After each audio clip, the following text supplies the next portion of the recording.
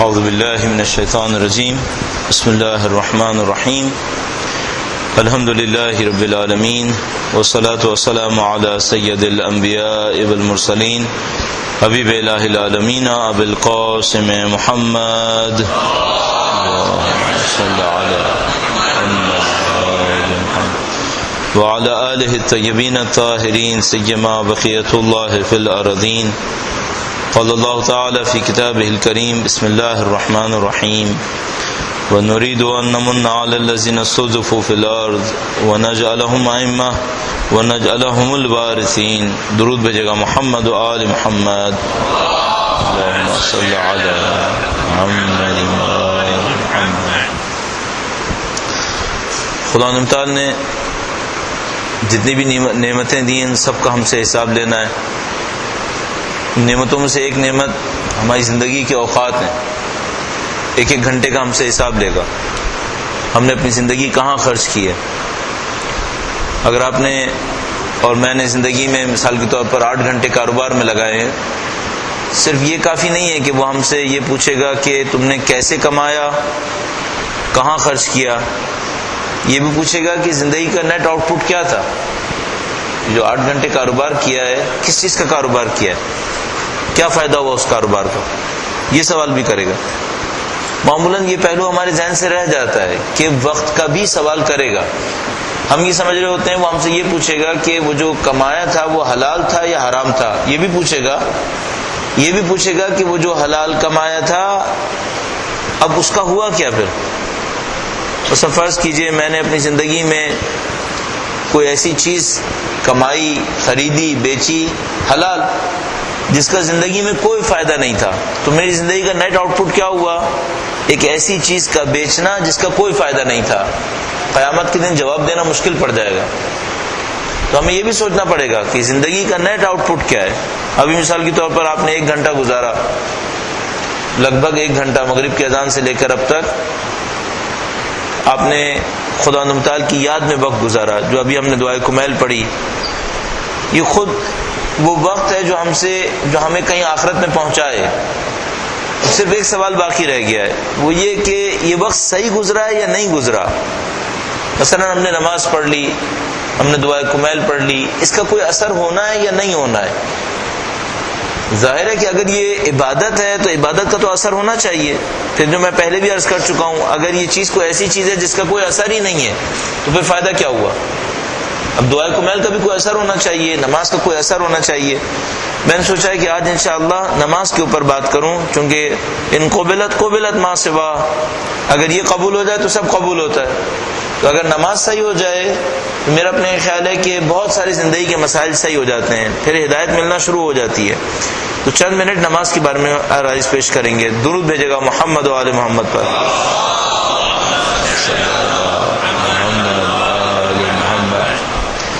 ہمیں عبادت شروع کرنے سے پہلے یہ سوچنا چاہیے کہ عبادت کر کیوں رہے ہیں،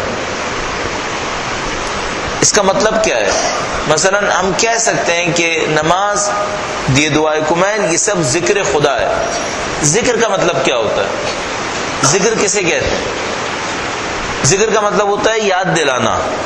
یہ سب کا سب ہمیں زندگی میں کچھ یاد دلائے. تو ابھی ہم خود سوچ سکتے ہیں مثلا یہ دعائے کمیل مجھے کچھ یاد دلا گئی ہے. کیا ہوا اس دعائے کمیل سے؟ مثلا میں نے 20-25 منٹ دعائے کمیل پڑھی، اس سے مجھے کیا یاد آیا، کیا یاد آنا تھا مجھے. ابھی میں نماز پڑھ کے فارغ ہوا ہوں، مثال کے طور پر فرض کیجئے 3 رکعت نماز پڑھی، 4 رکعت آپ نے عشاء کی پڑھی، میں نے 2 رکعت پڑھی قصر کی وجہ سے. ان سب سے مجھے کیا یاد آیا؟ اگر یاد نہیں آیا ہے تو اس کی وجہ یہ ہے کہ ہم نے اس کی شرائط پہ عمل نہیں کیا ہے. اور مجھے یوں احساس ہو رہا ہے ہمارے ہاں، اب جیسے آپ کی کمیونٹی ہے یہاں پر تنزانیہ میں، معمولاً پاکستان میں بھی ایسا ہی ہے. ایک وقت تھا جب ہمارے ہاں عبادتیں کم تھیں. اب مسئلہ عبادتوں کے کم ہونے کا نہیں ہے، اب مسئلہ عبادتوں کے اثر کم ہونے کا ہے. ایک وقت تھا جب ہم لوگ اتنا زیادہ نماز نہیں پڑھ رہے تھے 30-40 سال پہلے، اب الحمدللہ نماز پڑھتے ہیں. ایک وقت تھا جب ہم لوگ اتنا زیادہ قرآن کریم اور دعاؤں پر نہیں تھے، اب الحمدللہ قرآن کریم اور دعاؤں پر ہیں. تو پچھلی جنریشن کے مقابلے میں ایک پازیٹیو اسٹیپ ہوا ہے، وہ یہ کہ تعداد عبادت کی بڑھ گئی ہے. اب صرف ایک مشکل رہ گئی ہے، عبادت کا اثر بھی بڑھ رہا ہے یا نہیں بڑھ رہا، اس میں ذرا مشکل لگ رہی ہے۔ اس کی وجہ یہ ہے کہ قرآن کریم ارشاد فرماتا ہے ان الصلاۃ تنہی عن الفحشاء والمنکر، نماز بے حیائی اور برائی سے روکتی ہے۔ اب خود ہم پوچھ لیں ایک دوسرے سے، ہماری نمازیں بڑھی ہیں، بے حیائی بھی رکی ہے؟ نہیں، گزشتہ 30 سال میں بے حیائی بھی بڑھی ہے، بے حیائی کم نہیں ہوئی ہے۔ اچھا، اب ایسا تھا کہ جب ہم نماز نہیں پڑھ رہے تھے تو کم بے حیا تھے، اب نماز پڑھ رہے ہیں تو ہمارے معاشرے میں بے حیائی بڑھ رہی ہے، تو الٹا ہو گیا۔ اس نماز نے ہمارے اندر بے حیائی کو روکنا تھا، تو بے حیائی بڑی کیوں ہے؟ اچھا، کیا نشانی ہے اس بات کی بے حیائی بڑی ہے؟ ہم خود دیکھ سکتے ہیں، فحشا بڑھے ہیں یا نہیں بڑھے؟ پہلے جو کچھ میں اور آپ اپنے والدین کے ساتھ بیٹھ کر دیکھنے کا سوچ بھی نہیں سکتے تھے، اب سب دیکھ رہے ہیں، اس کو بے حیائی کہتے ہیں۔ حیا شرم و حیا کو کہتے ہیں نا، ماڈسٹی کم ہوئی ہے۔ تو یوں کیوں ہو گیا، ایسا ہو گیا؟ ہماری نماز چل رہی ہے اور وہ جس کو نہیں ہونا چاہیے تھا وہ بھی ہو رہا ہے۔ اس کا صرف ایک جواب ہے، یہ جو ہم نماز پڑھ رہے ہیں یہ وہ اصلی والی نماز نہیں ہے۔ میں نے عرض کیا تھا نماز کا کام تھا قربتاً الی اللہ، قرب دلائے۔ 30 سال میں کتنا قرب ملا ہے؟ اپنے آپ سے سوال کرو، 30 سال میں مجھے کتنا قرب ملا؟ اگر مل گیا سبحان اللہ، کوئی نہ کوئی اثر بھی ہوگا یقیناً۔ اگر اثر نہیں آ رہا، اس کا مطلب یہ کہ قرب سے شاید دور ہے۔ قرب نہیں ملا ہے تو اپنے آپ سے سوال کرنا چاہیے کیوں قرب نہیں ملا۔ آپ آ جائیں پوائنٹ کے اوپر، اصل مشکل کیا ہے؟ اصل مشکل یہ نماز وہ نماز نہیں ہے، نماز کچھ اور ہے۔ پہلے میں ایک اسٹینڈرڈ عرض کر دوں جو ایک حدیث قدسی کے اندر آیا ہے، اور اس کے بعد کچھ اس کی تفصیل کی طرف۔ درود بھیجے گا محمد و آل محمد پر۔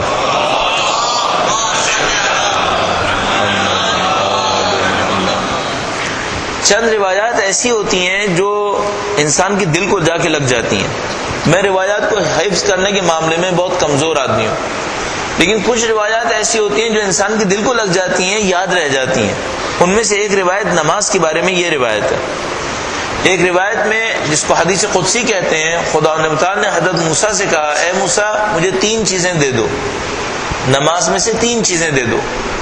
اس کو میں مقرر عرض کرتا ہوں اپنے لیے تاکہ مجھے یاد رہے ہر نماز سے پہلے کہ یہ مجھے 3 چیزیں نماز میں خدا کو دینی ہے۔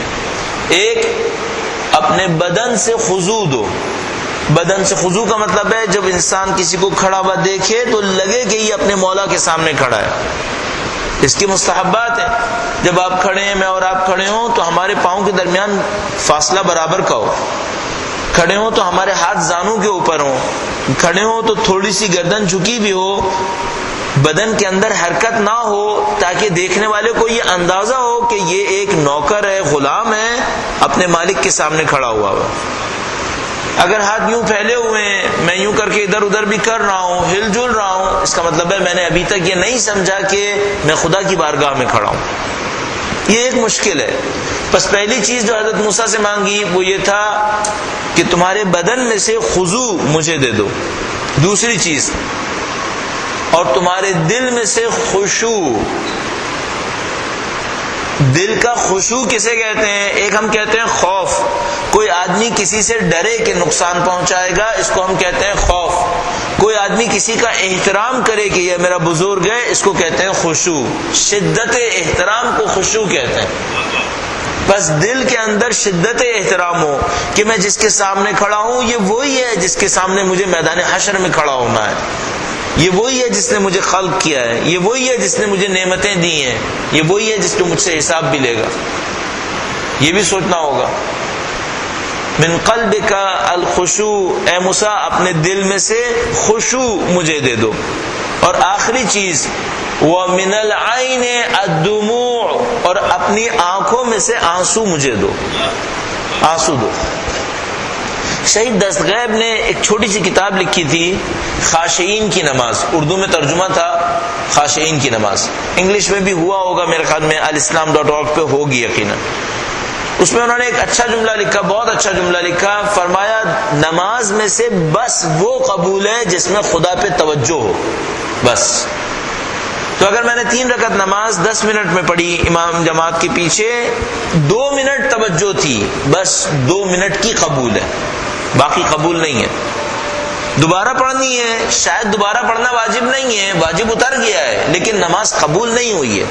قبول کون سی ہوتی ہے؟ جس میں توجہ ہوتی ہے، وہ نماز قبول ہوتی ہے۔ اور حضرت موسیٰ علیہ السلام سے خدا نے کیا مانگا؟ اے موسیٰ اپنی آنکھوں میں سے آنسو مجھے دو۔ اب میرے جیسا آدمی سوال کر سکتا ہے، نماز میں گریہ کیسے ہوتا ہے؟ کیسے کروں گریہ؟ مجھے کیوں نہیں ہوتا، دوسروں کو کیوں ہوتا ہے؟ آپ نے کبھی یقیناً آیت اللہ بہجت کی نماز دیکھی ہوگی، اس نماز کو دیکھ کر سمجھ میں آتا ہے کہ یہ آدمی نماز پڑھتے ہوئے کہیں اور ہے۔ کیوں؟ نماز معراج مومن ہے، معراج پر لے کے جاتی ہے۔ میں آج تک معراج پہ نہیں گیا، میری نماز نے مجھے اونچا کیوں نہیں کیا آج تک؟ اس کی وجہ یہ کہ اس میں شرائط نہیں ہے۔ تو فرمایا اپنی آنکھوں میں سے آنسو مجھے دو۔ اب میری آنکھوں سے آنسو کب نکلیں گے؟ اس کے لیے بھی ایک دو چیزیں آپ کی خدمت میں عرض کروں گا۔ درود بھیجے گا محمد و آل محمد پر۔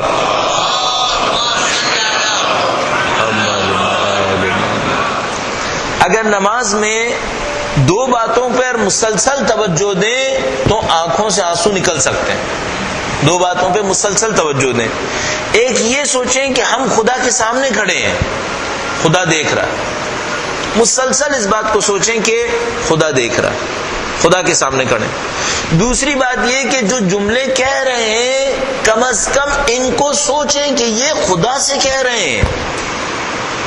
دیکھیے ابھی ہم جب تقریر کرتے ہیں تو دو طرح سے ہوتا ہے۔ ایک دفعہ ہم لوگ مقرر بن جاتے ہیں، تقریر کر رہے ہوتے ہیں، یہ نہیں سوچتے ہم کسی سے کہہ رہے ہیں یا نہیں کہہ رہے۔ ایک دفعہ ہم کسی کو سامنے کھڑا کرتے ہیں، اس سے بات کر رہے ہوتے ہیں۔ یہ دونوں بالکل مختلف انداز ہوتے ہیں۔ بس ایک دفعہ ابھی جیسے میں کوشش کرتا ہوں کہ میں لوگوں سے بات کروں، لیکن اس کے باوجود تقریر کا انداز آ جاتا ہے بیچ میں، بالکل ویسا نہیں ہوتا جس طرح ہم لوگوں سے بات کرتے ہیں۔ لیکن اگر ایک آدمی کھڑا ہو، میں اس سے بات کر رہا ہوں تو میں ایسے نہیں کروں گا، اس کا انداز کچھ اور ہوگا۔ ابھی بھی میں بھرپور کوشش یہ کرتا ہوں کہ میں بات کے انداز سے باہر نہ جاؤں، لیکن پھر بھی تقریر ہوتی ہے تو اس کا کچھ نہ کچھ آ جاتا ہے۔ جب نماز پڑھیں تو اس میں راز یہ ہے، آیت اللہ جوادی عاملی نے اپنی کتاب کے اندر لکھا، راز یہ ہے کہ آپ جو بھی ذکر کریں نماز کا، اس کو خدا سے سرگوشی میں تبدیل کر دیں، اس کو نجوا کریں خدا سے۔ مثال کے طور پر میں کہہ رہا ہوں بسم اللہ الرحمن الرحیم، ایک دفعہ میں سوچتا ہوں خدا تھرڈ پرسن ہے، میں نے کہا بسم اللہ الرحمن الرحیم، اس نے سن لیا ہوگا۔ ایک دفعہ میں یہ نہیں سوچتا، میں سوچتا ہوں میں نے خدا ہی سے کہا ہے بسم اللہ الرحمن الرحیم۔ ایک دفعہ میں سوچتا ہوں الحمدللہ رب العالمین، میں نے کہا خدا نے سنا ہوگا۔ ایک دفعہ یہ نہیں سوچتا، ایک دفعہ سوچتا ہوں یہ جملہ میں نے خدا سے کہا ہے، اس کے سامنے کھڑے ہو کر کہا ہے، بالکل اس سے کہہ رہا ہوں۔ اگر ہم یہ دوسرا کام کر لیں، یعنی ہمارے جملات خدا سے ادا ہو رہے ہوں، پھر یقیناً گریہ آئے گا، پھر گریہ آئے گا۔ البتہ کچھ رکاوٹیں ہو سکتی ہیں۔ مثال کے طور پر یہ میں نے ابتدائی باتیں عرض کر دی آپ کی خدمت میں تاکہ آپ نہ بھولیں، ذہن سے نہ نکلے۔ حضرت موسیٰ سے تین چیزیں مانگی، بدن سے خضوع، دل سے خشوع، آنکھوں سے آنسو۔ راستہ کیا تھا وہ میں نے عرض کر دیا۔ یہ سوچیں خدا کے سامنے کھڑے اور جملے جو کہہ رہے ہیں وہ خدا سے کہیں۔ اب رکاوٹ کیا ہے؟ پھر کیوں نہیں آتے آنسو؟ رزق حرام، رکاوٹ آئے گا۔ اگر خدا نہ کرے پیسے میں حرام ہے، پھر دل کے اندر سے آنسو نکلنا بہت مشکل ہے۔ ایک قانون ہمیشہ کے لیے یاد رکھ سکتے ہیں ہم لوگ۔ سید الشہداء نے عاشور کے میدان میں ایک جملہ فرمایا تم لوگ میری آواز نہیں سنو گے چونکہ تمہارے شکم میں حرام ہے۔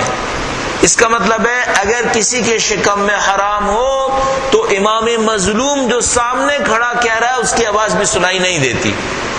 تو میں سوچتا ہوں کہ اگر میرے شکم میں حرام چلا گیا تو میں پردہ غیبت میں امام کی آواز کیسے سنوں گا؟ جو سامنے کھڑے ہوئے امام کی آواز نہیں سن پا رہا شکم حرام کی وجہ سے، رزق حرام کی وجہ سے، تو پردہ غیب کے امام کی آواز کہاں سنائی دے گی اسے؟ تو ایک شرط یہ ہو گئی کہ شکم حرام نہیں ہونا چاہیے۔ دوسری بات یہ کہ انسانوں کے حقوق باہر پامال کروں اور یہاں پہ آنسو نکلے، یہ نہیں ہوگا۔ باہر میں انسانوں کے حقوق پامال کر رہا ہوں، مثلا میں اپنی زوجہ کے حقوق ادا نہیں کر رہا، نعوذ باللہ، والدین کے حقوق ادا نہیں کر رہا، ہمسائے مجھ سے خوش نہیں ہیں، رشتہ دار مجھ سے ناراض ہیں، ساری غلطیاں میری ہوں۔ ایک دفعہ وہ ناراض ہوتے ہیں چونکہ میں کوئی صحیح کام کر رہا ہوتا ہوں۔ مثلا میں کہتا ہوں اپنی زوجہ سے تم حجاب کرو، وہ مجھ سے ناراض ہے، اس کی بات نہیں ہو رہی۔ ایک دفعہ رشتے دار مجھ سے کوئی حرام چاہتے ہیں، میں حلال کرنا چاہتا ہوں، وہ مجھ سے ناراض ہو جاتے ہیں. اس کی بات نہیں ہو رہی، بات وہاں پہ ہو رہی کہ وہ صحیح کہہ رہے ہیں، میں غلط کر رہا ہوں. اب میں چاہتا ہوں میری آنکھوں سے آنسو نکلے. یہ مگرمچھ کے آنسو ہوں گے اگر نکل بھی گئے، یہ اللہ کی یاد کے آنسو نہیں ہوں گے. پھر باہر زندگی کچھ اور ہو، اندر کچھ اور ہو، دونوں کا خدا دو نہیں ہے، دونوں کا خدا ایک ہی ہے. وہاں پر اس کے بندوں پہ ظلم کروں اور اندر آ کر خدا سے کہوں تیرا بندہ ہوں، یہ کیسے ہو سکتا ہے؟ بہت معذرت کے ساتھ عرض کروں گا، میں اپنے اندر یہ جرأت پاتا ہوں کہ آپ سے عرض کروں، اگر آپ نے اور ہم نے ان لوکلز کے اوپر ظلم کیا ہے اور ہم چاہتے ہیں ہم معنویت حاصل کریں گے، اتنی سے بھی امید نہیں ہے کہ معنویت ملے گی. یہ بھی اللہ کے بندے ہیں. اگر ان کے اوپر ہم ظلم کریں گے اور سمجھتے ہیں ہمیں مسجد کے اندر معنویت ملے، نصیب نہیں ہوگی ہمیں معنویت. ہمیں جتنا عدل اپنے آپ سے کرنے کو کہا گیا اتنا ہی عدل ان کے ساتھ بھی کرنا پڑے گا، تب ہم معنویت حاصل کر پائیں گے. ورنہ ہماری عبادات ہوتی رہیں گی، ہمیں کوئی معنویت نصیب نہیں ہو پائے گی. یہ ایک اور پوائنٹ ہو گیا. اور اس کے ساتھ چند عبادت کے فلسفے کے اوپر، جو نماز کے مختلف مراحل ہیں، اس کے فلسفے کے اوپر چند نکات آپ کی خدمت میں عرض کروں گا. درود بھیجیے گا محمد و آل محمد پر.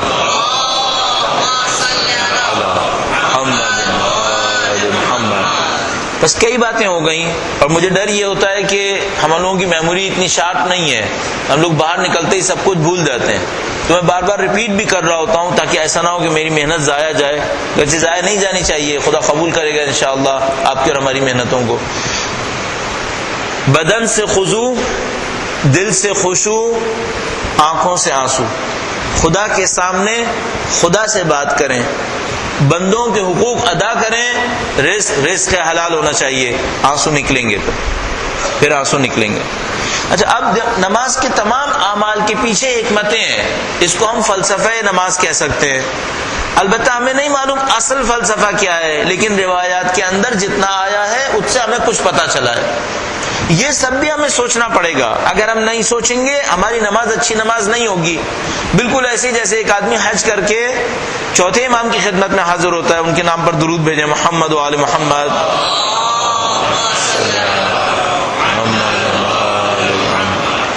کہتا ہے مولا میں نے حج کر لیا. گویا امام ارشاد فرماتے ہیں جب تم احرام باندھ رہے تھے تو تم نے یہ سوچا تھا کہ جس طرح میں پرانے کپڑے اتار رہا ہوں خدا میرے گناہوں کو اتار دے، جس طرح میں احرام پہن رہا ہوں خدا مجھے نئی زندگی دے دے، یہ سوچا تھا؟ کہنے لگا نہیں. امام نے فرمایا جب تم عرفہ میں پہنچے تو تم نے یہ سوچا تھا جیسے میدان محشر کے اندر کھڑا ہوں، میدان محشر میں خدا کو پکاروں گا، یہاں عرفے میں پکار رہا ہوں؟ کہنے لگا نہیں مولا. امام نے فرمایا جب تم قربانی کر رہے تھے تو یہ سوچ رہے تھے کہ اے خدایا آج اس جانور کے گلے پہ چھری چلا رہا ہوں، کل ضرورت پڑی تو اپنی جان بھی قربان کروں گا، کل ضرورت پڑی تو تیرے دشمن کے اوپر شمشیر چلاؤں گا، یہ سوچا تھا تم نے؟ کہنے لگا نہیں. فرمایا جب تم نے سر منڈوایا تھا تو کیا یہ سوچا تھا کہ خدایا جس طرح میں اپنے بال اتار رہا ہوں تو میرے وجود سے میرے گناہوں کو اتار دے؟ کہنے لگا نہیں. فرمایا جب تم احرام طواف کر رہے تھے خانہ کعبہ کا تو تم نے سوچا تھا کہ جس طرح خانہ کعبہ بیچ میں ہے میں تیرے حکم کو بیچ میں رکھوں گا، پوری زندگی تیرے حکم پر گھوموں گا، یہ سوچا تھا؟ کہنے لگا نہیں. امام نے فرمایا تمہارا حج نہیں ہوا ہے، دوبارہ جا کر حج کرو، یہ حج قبول نہیں ہے. اب میں بھی عرض کروں گا جس طرح حج میں ایسا ہے اور ہم لوگ جب حج پہ جاتے ہیں تو کتنا زیادہ اصرار کر رہے ہوتے ہیں ہمارا حج صحیح ہو، یہ کیوں نہیں سوچتے کہ حج کا خدا بھی وہی ہے جو نماز کا خدا ہے؟ دو خدا تھوڑی ہیں، یہ بھی تو وہی خدا ہے، یہ بھی واجب ہے. وہ زندگی میں ایک بار واجب ہے، یہ زندگی میں 5 بار واجب ہے، ہر روز واجب ہے یہ تو 5 بار. اب اس میں کیا سوچنا ہے؟ اس میں بھی وہ سب سوچنا ہے، اور اگر وہ نہیں سوچیں گے نماز کامل نہیں ہو سکتی. اللہ نے عبادتیں صاحبان عقل کے لیے رکھی ہیں، عقل کے حساب سے، فکر و شعور کے حساب سے عبادت کا ثواب ہے. مثال کے طور پر اب کیا سوچنا ہے؟ اب میرے پاس 10 منٹ باقی ہیں، میں کوشش کروں گا تیزی سے نماز کے اعمال کے بارے میں تھوڑا تھوڑا فلسفہ آپ کی خدمت میں عرض کروں. درود بھیجے گا محمد و آل محمد پر.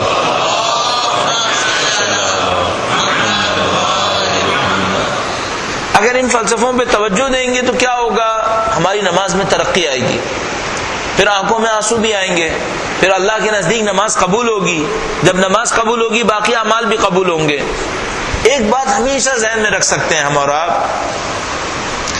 تھوڑا سا روک کر اس کو میں عرض کر دوں.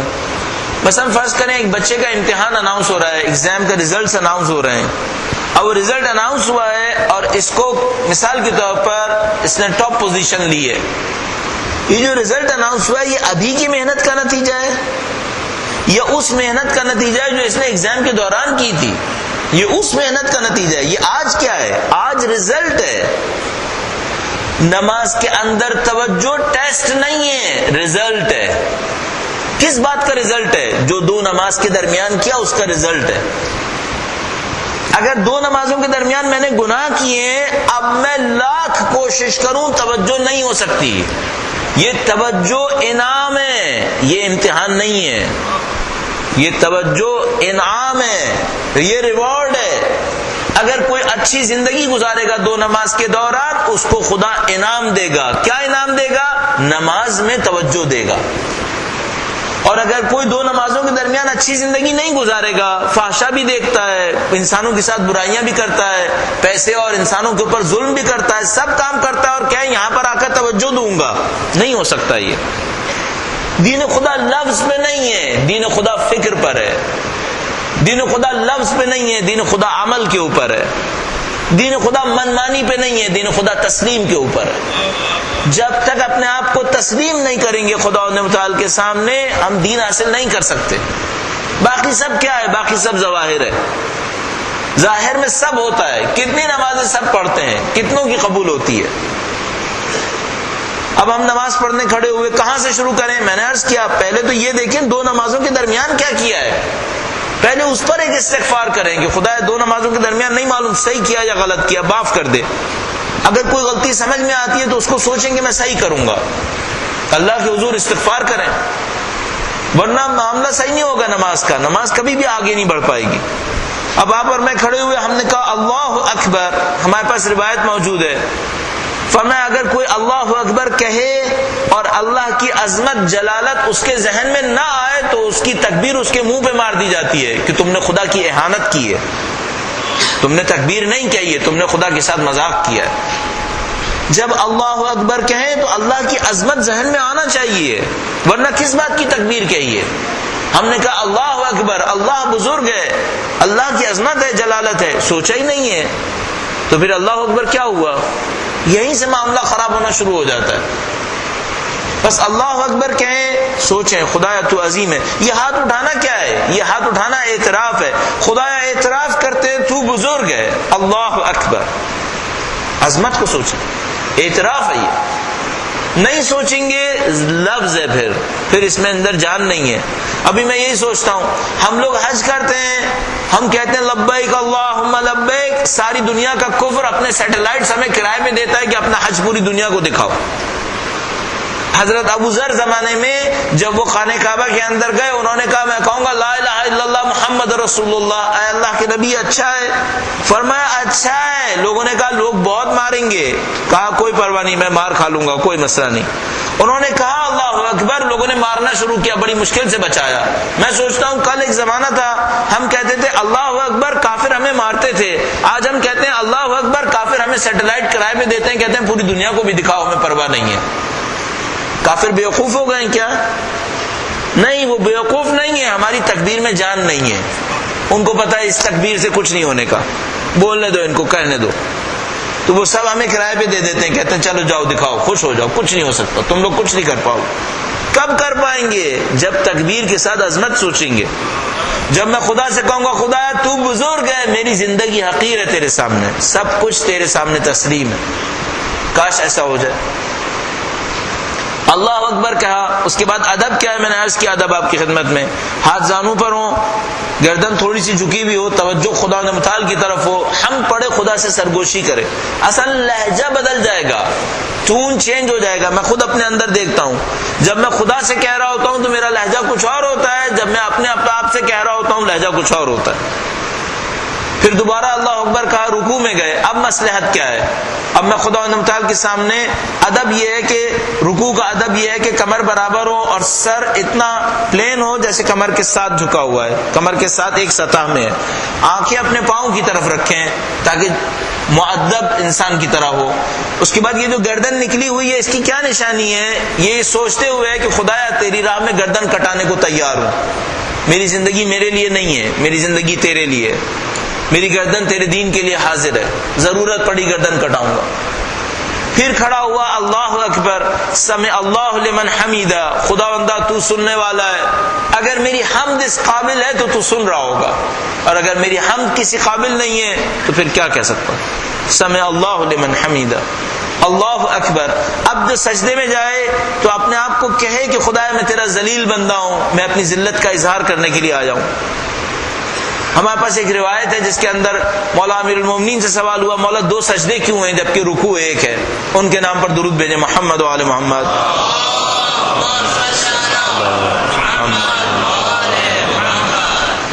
فرمایا پہلا سجدہ زمین میں آنے سے پہلے خلقت کی نشانی ہے۔ وہ جو پہلا سجدہ میں نے کیا وہ اس بات کی نشانی ہے، خدایا میں عدم میں تھا، میری کوئی حیثیت نہیں تھی، میں ذلیل تھا، اور تیرا ذکر پھر بھی بلند تھا، سبحان ربی الاعلی و بحمدہ۔ پھر میں نے اللہ اکبر کہا، گویا میں دنیا کے اندر آ گیا، جیسی دنیا کے اندر آیا یہاں کی مادہ پرستی آ گئی، جیسی دنیا کے اندر آیا یہاں کے گناہ آئے، میں نے کہا استغفر اللہ ربی واتوب الیہ، خدایا میں نے مادی زندگی کے اندر اپنے آپ کو برباد کر لیا، میں یہاں پہ ملوث ہو گیا، میرا وجود ناپاک ہونے والا ہے، تو مجھے معاف کر دے، میرے گناہوں کو بخش دے۔ اللہ اکبر یہ کہہ کر جو میں سجدے میں گیا تو ایسے گیا جیسے اب مجھے قبر میں لٹا دیا گیا ہے، اب میں قبر میں پہنچ گیا ہوں، اور قبر میں پہنچنے کے بعد کہتا ہوں سبحان ربی الاعلی و بحمدہ۔ اگر یہ دوسرا سجدہ میں نے توجہ سے کیا میری قبر نورانی ہے، اور اگر یہ دوسرا سجدہ بے توجہ کیا میری قبر نعوذ باللہ تعالی اندھیرے میں غرق ہو سکتی ہے۔ سبحان ربی الاعلی و بحمدہ، یہ کہتے ہوئے یہ سوچے کہ خدایا جس طرح آج میں کہہ رہا ہوں تیری حمد بلند ہے، انشاءاللہ قبر میں اتروں تو یہی ذکر میری زبان کے اوپر ہو۔ اس کے بعد کہتا ہے اللہ اکبر۔ اب جو اللہ اکبر کہا تو ایسا ہوا جیسے میدان محشر کے اندر پہنچ گیا، اور دوسری رکعت میں جب میدان محشر میں پہنچتا ہے تو کہتا ہے اشہد اللہ الہ الا اللہ، گواہی دیتا ہے۔ اس گواہی کو اتنی توجہ سے دینی ہے جیسے میدان محشر میں گواہی دینے کے لیے کھڑا ہوں۔ اگر گواہی قبول ہوئی میرے اعمال قبول، گواہی قبول نہیں ہوئی میرے اعمال قبول نہیں ہوں گے۔ یہ ہماری نماز ہے۔ بحول اللہ وقوتہ اقوم واقعد، اے خدایا تیری دی ہوئی طاقت سے کھڑا ہوتا ہوں، تیری دی ہوئی طاقت سے بیٹھتا ہوں۔ نہ صرف کھڑا ہونا اور بیٹھنا تیری طاقت سے ہے، بلکہ سوچے کہ زندگی کا ہر کام تو نے دی مجھے صلاحیت، یہ جو نماز پڑھ رہا ہوں یہ بھی تو نے طاقت دی ہے، ورنہ میں کہاں پڑھ سکتا تھا، میرا اپنا کچھ بھی نہیں۔ یہ نماز معراج مومن ہے، یہ نماز انسان کو کہیں پہنچا سکتی ہے، کاش ہمیں نصیب ہو جائے۔ اور کتنا بڑا مرتبہ ہے نماز کا۔ ابو ثمامہ سائدی عاشور کے دن سید الشہداء کے پاس آئے اور کہا مولا ظہر کا وقت ہے، میں چاہتا ہوں زندگی کی آخری نماز آپ کی امامت میں پڑھوں۔ سید الشہداء نے ایک دعا دی، تاریخی دعا، فرمایا خدا تمہیں مصلین میں سے قرار دے، خدا تمہیں نماز پڑھنے والوں میں سے قرار دے۔ میں کہوں گا مولا یہ مجاہد پہلے ہی ہے، یہ آپ کا عاشق پہلے ہی ہے، اب آپ جو دعا دیں گے یقیناً وہ مجاہد اور عاشق سے بڑھ کر مقام کی دعا دیں گے۔ تو فرمایا میں تمہیں دعا دیتا ہوں کہ خدا تمہیں مصلین میں سے قرار دے۔ اتنا بڑا مرتبہ ہے مصلین کا۔ یہ ہماری نماز ہونی چاہیے۔ اب آپ سمجھ سکتے ہیں کہ کیوں معاشرے میں تبدیلی نہیں آ رہی، کیوں دلوں کے اندر محبتیں نہیں ہیں، کیوں ہم ایک دوسرے سے نزدیک نہیں، جبکہ ہم نماز پڑھ رہے ہیں، جبکہ ہم عبادتیں کر رہے ہیں۔ اس کی وجہ یہ عبادت میں جان نہیں ہے۔ میں اپنے آپ کو آپ کے ساتھ شامل کر رہا ہوں، واقعا ہماری عبادتوں میں جان نہیں۔ اگر ہماری عبادتوں میں سب کچھ ہوتا، بہت محبتیں ملتی ہمیں، اور یہ جو ہم سمجھ رہے ہیں یہ دولت فضل خدا ہے، یہ دولت فضل خدا نہیں ہے، اس دھوکے میں مبتلا نہیں ہوئیے گا۔ دولت فضل خدا ہوتی تو بل گیٹ کے اوپر فضل خدا سب سے زیادہ ہے، پھر یہ فضل خدا نہیں ہے۔ فضل خدا یہ ذکر ہے جو ابھی آپ نے کیا ہے، یہ فضل خدا ہے کہ اس نے ہمیں یہاں بٹھا کر اپنا ذکر ابھی بھی دیا ہوا ہے۔ یہ کہ ہم سید الشہداء کو یاد کریں یہ فضل خدا ہے کہ ابھی اس نے ہمیں ہمارے دلوں کے اندر اتنی طاقت رکھی ہوئی ہے کہ ہم سید الشہداء کو یاد کر پائیں گے۔ اور یہی آخری امید بھی ہے۔ آخری امید عبادتوں پہ نہیں ہے، آخری امید اس بات پر ہے کہ خدا کے سامنے کھڑے ہو کر کہہ سکیں خدایا سیدہ کے چاہنے والے، اچھے چاہنے والے نہیں ہیں۔ اچھے چاہنے والے ہوتے تو وہ کرتے جس سے بی بی کا دل خوش ہوتا رہے، ہمارا کوئی عمل ان کو ناراض نہ کرے۔ کبھی کبھی میں سوچتا ہوں محشر کے دن میرا جیسا کوئی پہنچے، بی بی کا سایہ نصیب ہونے والا ہو، میں بی بی کے سامنے پہنچوں اور ان سے کہوں بی بی اپنے سایہ میں جگہ فرما دیں، اور مجھ سے کہیں کہ میں نے اس دین کے لیے محسن قربان کیا، تم نے کیا قربان کیا؟ وہ مجھ سے کہیں کہ میں تو ان مصیبتوں سے گزر گئی، اپنی اولاد کو قربان کر دیا، تم نے کیا قربان کیا؟ وہ مجھ سے کہیں کہ میرے حسن کے جگر کے ٹکڑے ہو گئے، تم نے کس جگر کے ٹکڑے دیے؟ وہ کہیں میرے حسین کا لاشا پامال ہوا، میری زینب بازاروں میں گئی، میری ام کلثوم درباروں میں گئی، تم نے کیا قربان کیا؟ کیا جواب دوں گا؟ کیا جواب دے سکتا ہوں سوائے یہ کہ خدا سے طلب کروں خدایا ان کی محبت میں کوئی قربانی دینا ہمیں بھی نصیب کر دے، ہم بھی کوئی قربانی دیں۔ اور اصحاب با وفا سید الشہداء کے وہ اسی لیے قربانیاں دے رہے تھے، مصائب کی طاقت نہیں ہے، ورنہ بی بی کے مصائب آپ کی خدمت میں عرض کرتا۔ بس ایک جملہ عرض کرتا چلوں، ایران میں ایک استاد ہیں، عارف بھی ہیں، سید علی قاضی طباطبائی کے شاگرد ہیں، بہت نامی گرامی استاد ہیں، قابل احترام ہیں۔ ایک موقع پر تقریر میں بہت دفعہ کہتے ہیں جو کچھ پڑھتے ہیں مستند پڑھتے ہیں، پوری دنیا مانتی ہے ان کے استناد کو کہ ہاں یہ مستند پڑھتے ہیں۔ ایک جملہ انہوں نے پڑھا، میں نے اپنے کئی دوستوں سے پوچھا استاد فاطمی میاں نے پڑھا ہے؟ سب نے کہا ہے کہ پڑھا ہے۔ استاد فاطمی میاں حیات ہیں، میرے پاس حوالہ نہیں ہے، حوالہ یہی ہے کہ استاد فاطمی میاں نے پڑھا ہے۔ کہتے جب بی بی گھر کے اندر تھیں اور وہ ظالم گھر کو جلانے کے لیے آ گئے اور بی بی نے کہا کہ تم میرے گھر کو جلاؤ گے جبکہ یہ رسول خدا کا گھر تھا، اس لائن نے کہا کہ ہاں ہم جلائیں گے۔ اس کے بعد اس نے دروازے کو دھکا دیا، بی بی در و دیوار میں پھنس گئی۔ اس موقع پر ایک ندا دی، استاد بات بھی لیا، کہتے پہلی ندا دی یا مہدی ادرکنی، یا مہدی ادرکنی۔ گویا بی بی کو پتا تھا میرے اوپر جو ظلم ہوا ہے اس کی جزا کوئی نہیں دے پائے گا، صرف میرا فرزند آئے گا پردہ غیب سے، وہ اس انتقام کو لے لے گا، دشمنوں کو کچل دے گا۔ میں کہوں گا اے مولا امام زمانہ، آپ نے پردہ غیب میں کتنی مصیبتیں اٹھائی ہیں، آپ کو آپ کی جد ماجدہ کا پرسہ عرض کرتا ہوں اور دعا کرتا ہوں پروردگارا تجھے سیدہ ماجدہ کا واسطہ امامت کی راہ میں جان قربان کرنے کی توفیق نصیب فرما۔ پروردگارا تجھے واسطہ محمد و آل محمد کا اس ذکر قلیل کو ہم سے قبول فرما۔ اے پاک پروردگار تجھے واسطہ شب جمعہ کا، تجھے اہل بیت اطہار کے ذکر کا واسطہ ان کی نورانیت سے ہمارے دلوں کو منور فرما، دنیا اور آخرت میں اہل بیت کی ہمراہی نصیب فرما۔ اے پاک پروردگار اس دنیا میں ان کی زیارت اور اس دنیا میں ان کی شفاعت سے سرفراز فرما۔ اے پاک پروردگار اہل بیت کے چاہنے والے دنیا میں جہاں کہیں بھی ہوں ان کی جان مال عزت و آبرو کی حفاظت فرما۔ اے پاک پروردگار بالاخص وہ لوگ جو عزاداری حسین میں مشغول ہیں ان کی جان مال عزت و آبرو کی حفاظت فرما، جو اس راہ میں شہید ہوئے انہیں شہدائے کربلا کے ہمراہ محشور فرما، ان کے یتیموں ان کی بیواؤں کو صبر جمیل نصیب فرما۔ اے پاک پروردگار جو ہمارے مرحومین ہیں تجھے تیری رحمت واسعہ کا واسطہ، اس شب جمعہ کا واسطہ، ذکر حسین کا واسطہ ان کے تمام گناہان صغیرہ و کبیرہ کی مغفرت فرما، انہیں اہل بیت کی شفاعت سے سرفراز فرما۔ اے خدایا تمام امیدیں تمام آرزویں تیری حجت کے لیے ہیں، پاک پروردگار تجھے واسطہ محمد و آل محمد کا، وارث محمد و آل محمد کے ظہور میں تعجیل فرما، ہمیں اور ہماری اولادوں کو ان کے بہترین جانثاروں میں قرار فرما، اس دنیا سے زندگی کا اختتام ان کی راہ میں شہادت قرار فرما۔ ربنا تقبل منا انك انت السميع العليم برحمتك يا ارحم الراحمين۔